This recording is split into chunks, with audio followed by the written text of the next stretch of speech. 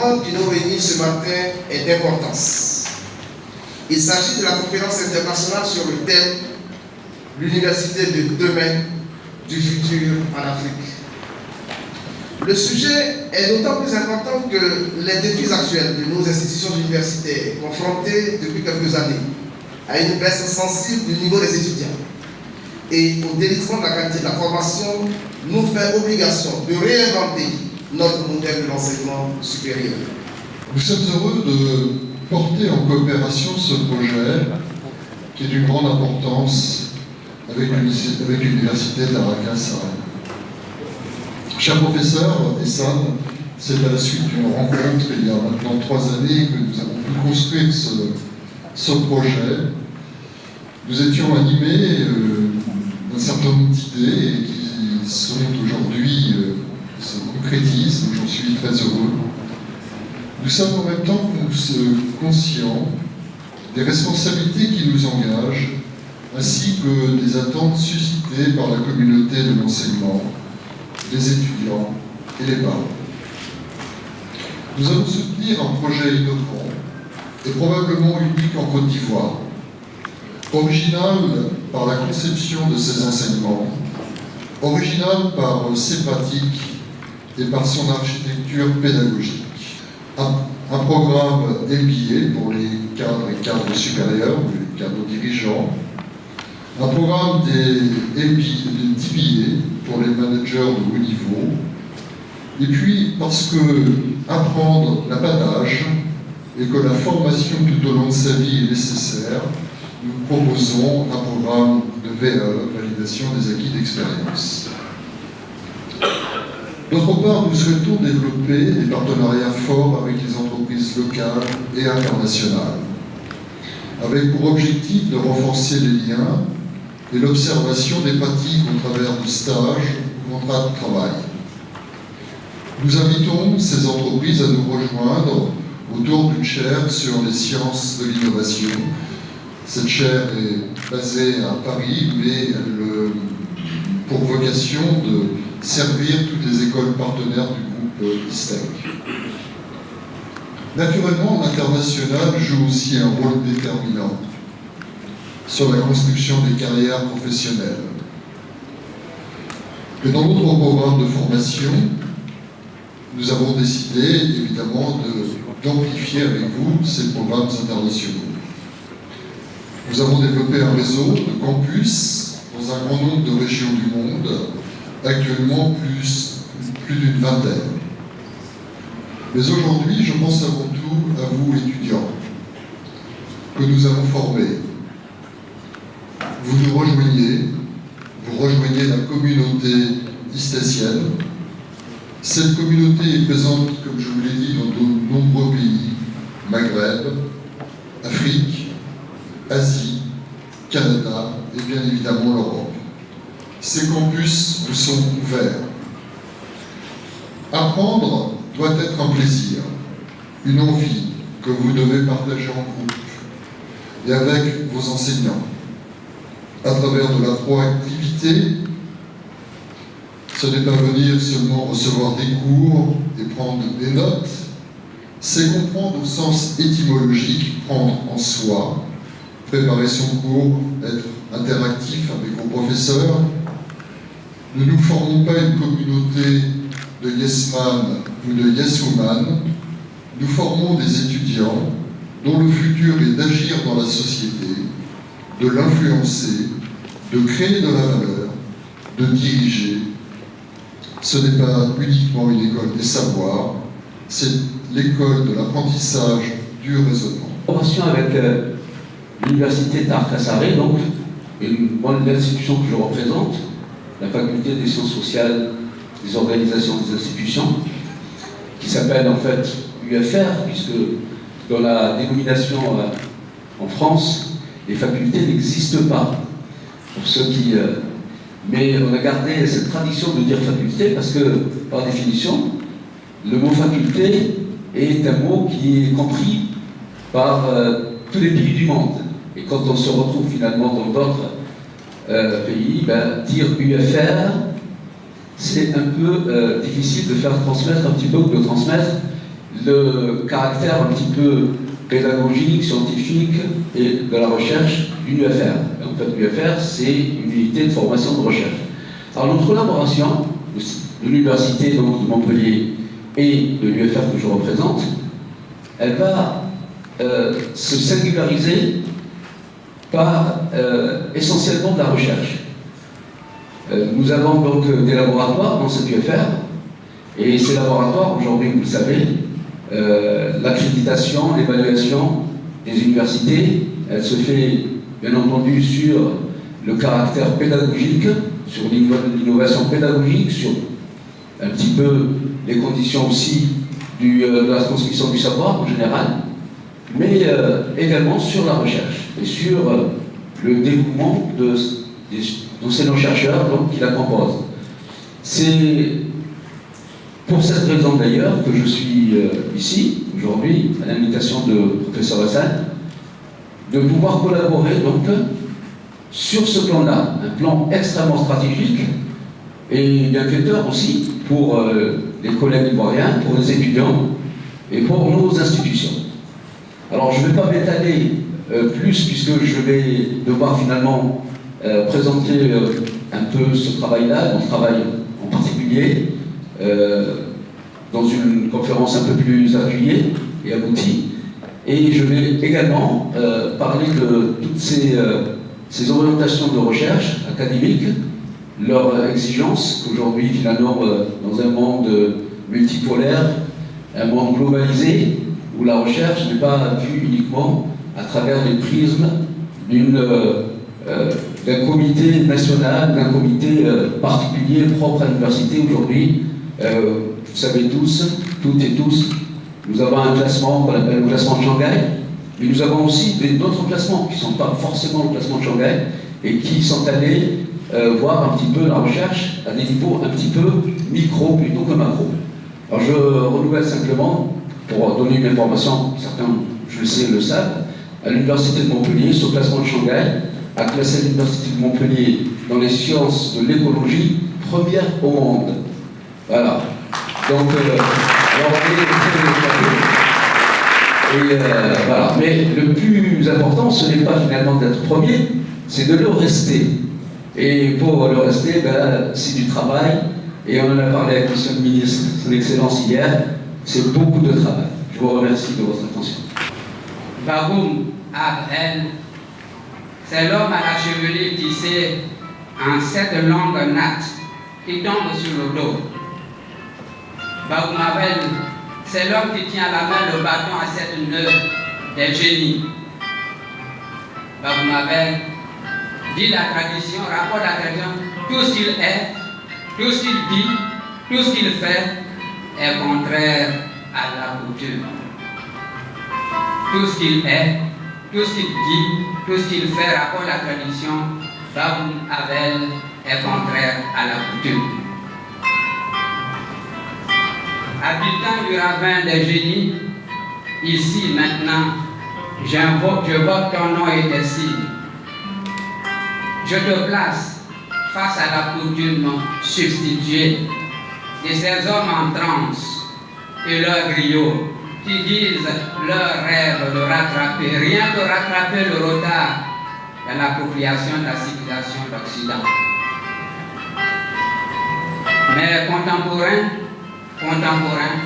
savants, théologiens, politiques, philosophes d'Occident, à l'aube du nouveau millénaire, ont cette vitalité. Le temps est venu de changer de civilisation avec Edouard Morin. Le temps est venu de trouver le chemin d'espérance, et celle de Morin. L'urgence est l'essentiel, c'est l'attention vers le nouvel humanisme. Morin en vue du bord. Regard sur le monde, critique du monde. Morin, Braque, Rosny, Marron, Vergeret, Fournier. Une liste de penseurs, d'analystes occidentaux invite à sortir du sommet de notre suffisance. Ces éveilleurs occidentaux, blancs, interrogent gravement. Pendant que nous, en Afrique, nous sommes en train de rentrer dans la civilisation, interrogent gravement leur propre civilisation. Avec 3 interrogations que nous retiendrons. Les sciences du XXe siècle sont-elles capables de décrypter tout le réel? La technique peut-elle se substituer à l'éthique et à la spiritualité? La violence du monde, celle qui nous habite en tant qu'êtres humains, est-elle le seul destin des hommes? Voilà les 3 questions majeures des éveilleurs penseurs politiques, scientifiques, théologiens, philosophes de l'Occident actuel, éveilleurs de conscience. L'université de demain du futur en Afrique est un terme, il faut le dire, qui interroge nos consciences sur la perception que nous avons de l'université dans une Afrique où les mutations sociales, économiques, morales, psychologiques et spirituelles revêtent un caractère marqué par une multiplicité d'influences à visage varié. La vitesse de ces influences est soumise à l'émergence très marquée de moyens de communication à peine maîtrisables dans leur contenu, sinon, pour le moins, dans leur capacité à coloniser les mentalités mal préparées à se rebeller contre leur dictat. Pour résoudre les multiples équations qui conduiront à la conception de l'université du futur, il y a, à notre sens, des passages obligés et je voudrais partager avec vous, en conformité avec ce qui a été déjà dit, quelques passages obligés qui marquent notre évolution vers l'université du futur. D'abord, la maîtrise de l'énergie cinétique de la communication par réseaux sociaux qui dessine une autre psychologie humaine. En deuxième point, la préservation du sens du discernement. En troisième point, les exigences d'une nécessaire adéquation des sociétés africaines aux réalités économiques et sociales du monde en perpétuelle évolution ou pire, en perpétuelle involution, ce qui est petit. Quatrièmement, le caractère contradictoire des intérêts en présence au regard de la compétition qui marque les relations commerciales et économiques. En cinquième point, la prédominance de l'économie de marché devenue incontournable qui privilégie à l'évidence la qualité et exalte la loi du produit noble et de qualité. Sixième point, l'adéquation de la démarche éducative aux réalités locales pour aider à optimiser les outils de management. Et septièmement, une grande capacité d'anticipation. Je me suis concentré sur ces 7 points pour citer ces vecteurs d'influence. Avec le futur Business School, initié par le professeur Issan et toute son équipe, nous pouvons entrevoir que l'université de demain sera une conglomération d'écoles très spécialisées, d'écoles universitaires très spécialisées, couvrant toutes les études de 3e cycle pour soutenir la recherche fondamentale et la recherche appliquée, tout en répondant aux exigences de performance des entreprises et de qualité des services dans les secteurs sociaux et les secteurs productifs. Bien évidemment, plusieurs variantes marqueront la spécificité inhérente aux contraintes incontournables. Éminents professeurs, chers amis universitaires, distinguées personnalités, demain, c'est déjà aujourd'hui. Puissions-nous en conjuguant les compétences maîtrisées aujourd'hui, déjà très avancées, pour offrir demain qui est déjà à nos portes. L'université d'aujourd'hui et de demain sera sans doute la synthèse entre la science fondamentale, la culture, la technique, la religion et la spiritualité pour former l'homme intégral, l'homme des défis. Et en cela, je voudrais noter avec beaucoup de concert que le corps enseignant est la conscience de toute nation. La présente rentrée académique de l'Université d'Arakasaray nous donne le prétexte de célébrer également le savoir, mais surtout d'aider à tracer les sillons pour la formation de nos enfants, ceux qui sont appelés à assurer demain la relève de ceux que nous avons célébrés hier. J'ai ainsi l'insigne honneur de m'adresser à un jeune intervalle, successivement à 2 générations d'hommes et de femmes, d'une part les anciens pour un hommage et d'autre part la jeunesse pour la relève. L'un pour la Côte d'Ivoire et l'Afrique d'hier et d'aujourd'hui, l'autre pour la Côte d'Ivoire et l'Afrique de demain. On le constate, ces 2 générations sont cependant liées par un point commun, qui est la promotion du savoir. Ce savoir qui, soit dit en passant, se transmet de l'ancienne à la nouvelle génération. Ceci étant, permettez, mesdames et messieurs, de saluer la présence distinguée de l'ensemble des autorités qui ont fait le déplacement ici. Je salue en particulier Monsieur le ministre Robert Begré-Mambé, gouverneur du district autonome d'Abidjan, parrain de la présente cérémonie. Monsieur le ministre gouverneur, en acceptant de parrainer cette conférence internationale de rentrée académique et en rehaussant de votre présence effective l'éclat de la cérémonie de ce jour, vous traduisez ainsi le grand intérêt que vous portez à la formation de la jeunesse, porte-flambeau de notre avenir et richesse incommensurable de tout pays. Merci, Monsieur le ministre, de toujours sacrifier votre temps pour la jeunesse dans laquelle vous vous investissez tant. Le passé est un présent ancien et l'avenir est un présent futur. Fin de citation.